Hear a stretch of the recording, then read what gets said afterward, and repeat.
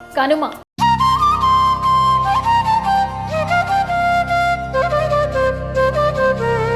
మూడు రోజుల పాటు ఎంతో సందడిగా జరిగే సంక్రాంతి పండుగ సమయంలో తెలుగు లోగిళ్లు కొత్త అల్లుళ్ళు బంధుమిత్రులతో కళకళలాడుతుంటాయి. పచ్చని తోరణాలతో సంక్రాంతి లక్ష్మిని ఆహ్వానించే ఈ పర్వదినంలో తొలి రోజు భోగభాగ్యాలను ప్రసాదించే భోగి, రెండో రోజు పితృదేవతలను పూజించే సంక్రాంతి కాగా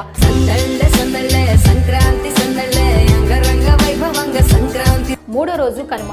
కనుమ రోజున పాడి పశువుల పండగగా భావిస్తారు. వ్యవసాయ క్షేత్రాల్లో పంటల సాగుకు ఎంతో సాయపడిన పశువులకు రైతులు కృతజ్ఞత తెలుపుకునే రోజు ఇది. రైతులు తమకు పండిన పంటను తామే కాకుండా పశుపక్షాదులతో పంచుకోవాలని పిట్టల కోసం ధాన్యపు కంకులను ఇంటి గుమ్మాల కడతారు. కనుమ రోజున కాకులు కూడా కదలవు అనే సామెతను గుర్తు చేస్తూ ఆ రోజు ప్రయాణాలు చేయొద్దని మన పూర్వీకులు చెప్తుంటారు.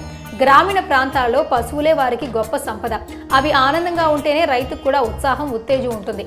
ఎందుకంటే పంటలు పండటంలో వీటి పాత్ర ఎంతో గొప్పది. అందుకే వాటిని పూజించి ప్రేమగా చూసుకునే రోజుగా కనుమను భావిస్తారు.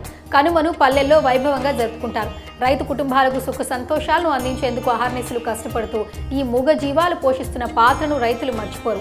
తమ జీవనాధారానికి మూలమైన పశువుల పట్ల కృతజ్ఞతగా కనుమ రోజున వాటికి విశ్రాంతి ఇచ్చి పూజ చేసుకుంటారు. ఆ రోజు నదీ తీరాలు, చెరువుల వద్దకు వాటిని తీసుకెళ్లి స్నానం చేయించిన తరువాత నుదుట పసుపు, కుంకుమ దిద్దుతారు. ఏడాది మొత్తం రైతుతో సమానంగా కష్టపడే పశువులను కనుమ రోజున ఎలాంటి పనులు చేయించకుండా పూర్తి విశ్రాంతి కల్పిస్తారు. కనుమ రోజున ప్రయాణాలు చేయకూడదంటూ పూర్వకాలంలో పెద్దలు చెప్పిన మాట, ఆ ఆచారం వెనుక ఒక గొప్ప ఔన్నత్యమే దాగి ఉంది. వాస్తవానికి పూర్వం ప్రయాణికులకు ఎక్కువగా ఎడ్ల బండ్లే ఉండేవి. కనుమ రోజున ఎద్దులను పూజించడంతో ఆ ఒక్క రోజైనా వాటిని కష్టపెట్టకుండా ఉంచాలనే భావనతో బండ్లు కట్టకుండా చూసేందుకు ఆ రోజు ప్రయాణమే వద్దని చెప్పేశారు. ఒకప్పుడు ఎడ్ల బండిపైనే అందరూ ప్రయాణం కొనసాగించేవారు. ఏడాదిలో ఒక్కరోజైనా ఎద్దులకు విశ్రాంతి ఇవ్వాలనే గొప్ప ఉద్దేశం కారణంగా ఆ రోజు ఒక్కరోజైనా విశ్రాంతి ఇవ్వాలనే గౌరవానికి ప్రతీకగా కనుమను భావిస్తారు. అందువల్ల పశుపక్షాదులకు మనిషి జీవితంలో ఎంత ప్రాముఖ్యత ఉందో వివరించే పండుగగా ఈ రోజును చూపిస్తారు.